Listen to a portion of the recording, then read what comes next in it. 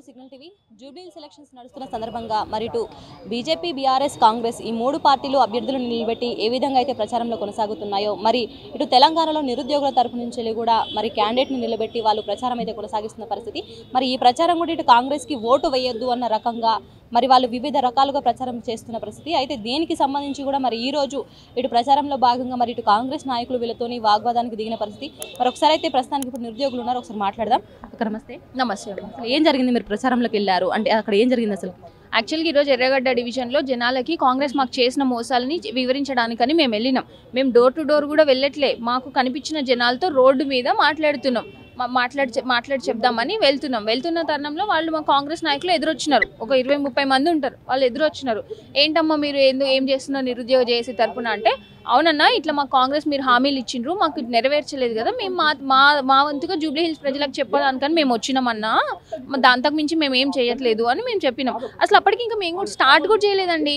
మేము జస్ట్ అట్లా వెళ్ళినాం, రోడ్లోకి వెళ్ళినాం అంతే. ఒక 2-3కి చెప్పి వెళ్ళిన తర్వాత వాళ్ళు వచ్చేసి మీరు అట్లా ఎట్లా చెప్తారు కాంగ్రెస్ కోటేయలేదని అంటే, మీరు చెయ్యలేదు, చేసి ఉండుంటే మేము అట్లా చేసే వాళ్ళం కాదు.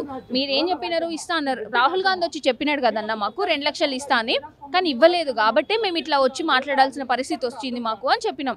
అయినా ఇంకప్పుడు ఇమ్మీడియట్గా ఫస్ట్ 5 మినిట్స్ మేము నీట్గా మాట్లాడి ఎక్స్ప్లెయిన్ చేసినాం. మా దారిలో మేము పోతుంటే మీరు అట్లా చేస్తారని వెనకాల నుంచి వచ్చి మొత్తం చాలా ఒక 10 మంది దాకా పోయినాం. వాళ్ళ గల్లాలు బట్టి వెనక్కి లాగి మీరు వేసుకున్న టీషర్ట్లు ఇప్పండి ఫస్ట్ మీరు అంటే, ఎందుకు ఇప్పమన్నారు, వీళ్ళు తెలంగాణ నిరుద్యోగం చేసి మళ్ళీ ఇష్యూ అవుతుందేమో ఇప్పి అప్పుడు కొడదామని చెప్పి వాళ్ళు ప్లాన్ చేసినారు అనమాట.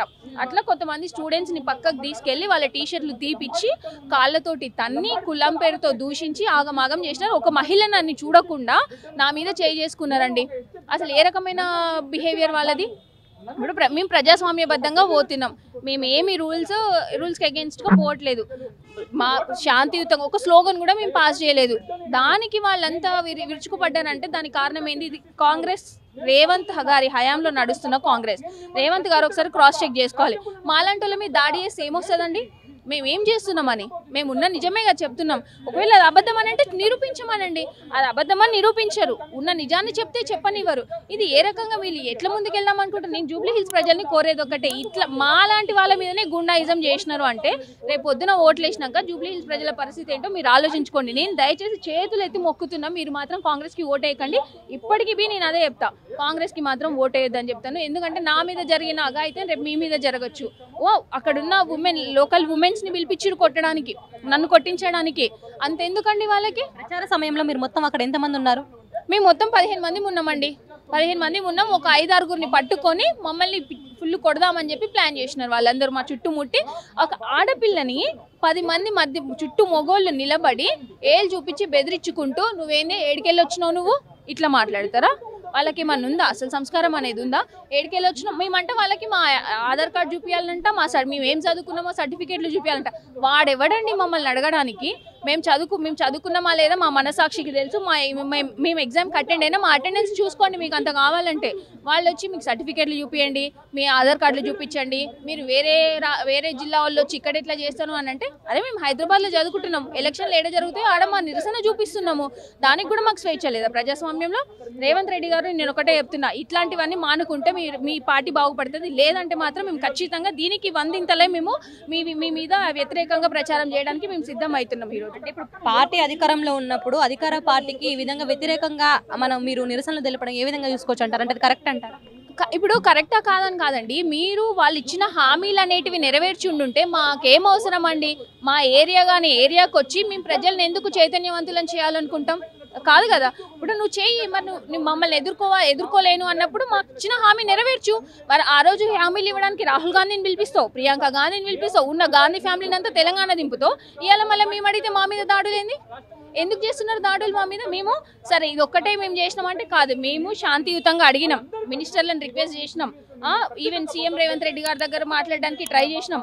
అన్ని లీడర్స్కి తెలుసు, మేము ధర్నాలు చేసి మా నిరసన చూపించినాం ధర్నా చౌక్లో. ఇన్ని రకాలుగా చూపించినా కూడా మా సమస్య నీకు పట్టలేదంటే దాని అర్థమైంది నిర్లక్ష్యం కదా. ప్రభుత్వం మా పట్ల నిర్లక్ష్య ధోరణితో పోతున్నప్పుడు మేము ప్రభుత్వం చేత పని చేయించుకోవాలంటే మేమేం చేయాలి? మేము సైలెంట్గా ఉంటే పనులు అవ్వవు కదా, ఏదో ఒక రకంగా మా నిరసన చూపించాలి కదా. అందుకనే మేము నిరసన చూపించడానికి వచ్చినాం. ఇదిగో తినేయండి, మమ్మల్ని మా మీద దాడి చేసింది తనే, నా మీద దాడి చేసిండు ఆ వ్యక్తే. చేసినప్పుడు మేము ఎందుకు పడాలండి? ఇప్పుడు ఎందుకు పోతున్నాడండి లోపలికి? ఇట్లా చేసినారు ఈరోజు జూబ్లీ హిల్స్లో, ఇది జరిగింది. ఇప్పుడు మీరు బీఆర్ఎస్కి మద్దతుగా తెలపడానికి కాంగ్రెస్కి నిరసన తెలుపుతున్నారా? మాకు బీఆర్ఎస్ మేము మద్దతు ఏడ తెలుపుతున్నామండి. మాకు ఎవరికి మేము సపోర్ట్ చేయం. మాకు కాంగ్రెస్ ఇవ్వలేదు కాబట్టి మేము ఖచ్చితంగా మేము కాంగ్రెస్ కోటేద్దని చెప్తున్నాం. మీరు చూసుకోండి, మా వీడియోలు చూసుకోండి. మేము నిన్న బోరమండ పోయినాం. అక్కడ జనాలను అడగండి, అమ్మ ఇట్లా నిరుద్యోగ చేసి వాళ్ళు వచ్చినారు, వాళ్ళు మీకేం చెప్పినా అడగండి, క్రాస్ చెక్ చేయండి. మేము చెప్పిందల్లా ఒకటే, మీరు కాంగ్రెస్ కోటేయకండి, మా జీవితాలని కాపాడండి అని మేము కోరుకున్నాం. అంతే తప్ప మీరు బీఆర్ఎస్కి వేయండి, బీజేపీకి వేయండి, మాకేం అవసరం అండి. ఒక పొలిటికల్ పార్టీకి వెళ్ళి ఓట్లు వేయమని మేము ఎందుకు అడుగుతాం? మాకు అవసరం ఏంది? అధికారంలో ఉన్నది కాంగ్రెస్ కాబట్టి దాని నుంచి మేము పని ఎట్లా చేయించుకోవాలనే విధంగా మా రకరకాల నిరసనలు చూపిస్తాం అంతే. అంతకుమించి మేము ఏం చేయలేం కదా, మా చేతిలో ఏముందని. మమ్మల్ని ఎక్కడికక్కడ అణచివేస్తూ వస్తున్నారు కదా రేవంత్ రెడ్డి గారు పోలీస్ ఫోర్స్ పెట్టి. ఇది కరెక్ట్ కాదు కదా, అందుకే మాకు వచ్చిన విధంగా మేము చేస్తూ వచ్చినాం అంతే. అన్న ఏం జరిగింది అసలు? మీరు ప్రచారం చేస్తున్నారు, ఎందుకు ప్రభుత్వానికి ఎగైనిస్ట్ ఎందుకు ప్రచారం చేస్తున్నారు? మాకు ప్రభుత్వానికి ఎగెన్స్ట్ ఏం లేదు. మాకు నోటిఫికేషన్ ఇస్తే మేము చదువుకుంటాం అంతే. ఆ కనీసంగా ఈ జూబ్లీ హిల్స్లో మేము కనీసం వాళ్ళ దృష్టికి వెళ్ళి మాకు నోటిఫికేషన్ ఇస్తే కూర్చొని మేము చదువుకుంటామనే ఉద్దేశంతోనే ప్రచారం చేస్తున్నాం. కానీ వాళ్ళకి ఏదో వ్యతిరేకంగా మేము చేయట్లేదు. మేము జస్ట్ వెళ్తున్నప్పుడు వాళ్ళు ఎదురు వస్తున్నప్పుడు వాళ్ళు ఏంటి ఎవరు బాబు మీరు అంటే, సార్ మాకు నిరుద్యోగుల నుంచి మేము ప్రచారం చేస్తున్నామంటే, ఎవరు పంపించారంటే మాకు ఎవరు ఏం పంపించారో మా స్వతహాగా మేమే చేస్తున్నాం సార్ అని చెప్తే మాకు అక్కడ ఉన్న ఆ కార్డులు తీసేసి చింపేసి మమ్మల్ని అది టీ-షర్ట్లు తీసేసి బట్టలు ఇప్పేసి నీకు ఆధార్ కార్డు నీ సర్టిఫికేట్లు చూపి నువ్వు ఏం చదువుకున్నావు, నీది ఏ కులము, నీ ఆధార్ కార్డు చూపి అని చెప్పి నన్ను కులంతో దూషించి నన్ను ఆ రోడ్డు గల్లీలో తీసుకెళ్ళి నన్ను బాగా కొట్టడం జరిగింది సార్. అదేవిధంగా నేను ఏమంటున్నా అంటే, నేను సార్ ఏ కులం అని కాదు సార్, నేను ప్రజాస్వామ్యంలో నేను లంబాడిని, నేను ఒక ఎస్టీ క్యాండిడేట్ని, నాకు కులంతో ఏం సార్ కులం ఎందుకు దూషిస్తున్నారు మీరు? నేను కనీసం ప్రజాస్వామ్యంలో ఉన్నానా లేదా, నాకు అసలు ప్రజాస్వామ్యం రక్షిస్తుందా లేదా, అసలు నేను ఎక్కడ బతుకుతున్నా, నేను చదివి కూడా వేస్ట్, ఎంత చదువుతున్నాను, నువ్వు ఏం చదువుకున్నావు అన్నావు. ఏం చదువుకున్నా నీకెందుకు సార్, నేను డిగ్రీ చదువుకున్నాను అన్నాను. డిగ్రీ చదువుకున్నా నీకు సర్టిఫికేట్ చూపించమన్నాడు. నా సర్టిఫికేట్ చూపించడానికి ఏంటి సార్ మీకు? నేను అదే అంటున్నా సార్, ఎలక్షన్ కోడ్ కూడా నేను ఎలక్షన్ కోడ్ అసలు ఉందా లేదా, అసలు ఎలక్షన్ కోడ్ అసలు పని చేస్తుందా లేదా, పోలీస్ వ్యవస్థ పని చేస్తుందా లేదా, మీరు ఎవరికి ఎగిసినట్టు పని చేస్తున్నారంటే మేము ఎవరికి ఎగిసినట్టు పని చేయట్లేదు. మా నిరుద్యోగులు పోటీ చేశారు, వాళ్ళకి ఓట్లు వేయండి, మా నిరుద్యోగులు మేమే ప్రచారం చేసుకుంటున్నాం తప్ప మేము ఏ పార్టీకి సంబంధం లేదు, ఏం లేదు. మాకు నోటిఫికేషన్ ఇవ్వడం కోసమే చేస్తున్నాం తప్ప మాకు ఎవరు పంపించలేదు. మేము ఏవో బీఆర్ఎస్ పేట ఆర్టిస్టులు, అది ఆర్టిస్టులు అంటే మేము ఎవరి ఆర్టిస్టులను కాదు బాబు, మా అంతటా మేమే వచ్చి స్వతహాగా మేము పోరాటం చేస్తున్నాం. గతంలో బీఆర్ఎస్ గవర్నమెంట్ కూడా మేమే పోరాటం చేసినాం, వాళ్ళమ్మటి కూడా మేమే తిరిగినాం. అక్కడ ఉన్న అశోక్ నగర్లో ఉన్న సిటీ సెంటర్ లైబ్రరీ చుట్టూ ఉన్న అక్కడ ఉన్న కాంగ్రెస్ నాయకులు ఆ రోజు కూడా వచ్చారు, వాళ్ళమ్మటి మేము ఉన్నాం సార్ అని మేము ఎంత మొత్తుకున్నా కూడా, అరే లంజోడక, అరే నువ్వు ఏ కులం రా, అరే లంబాడోడా అని నన్ను కులం తీసుకొచ్చి నన్ను గల్లీలో తీసుకొచ్చి కొట్టడం జరిగింది. నాకు కులం, ఈ రాజ్యాంగం అసలు నా కులానికి రక్షిస్తుందా లేదా అనేది రాదు.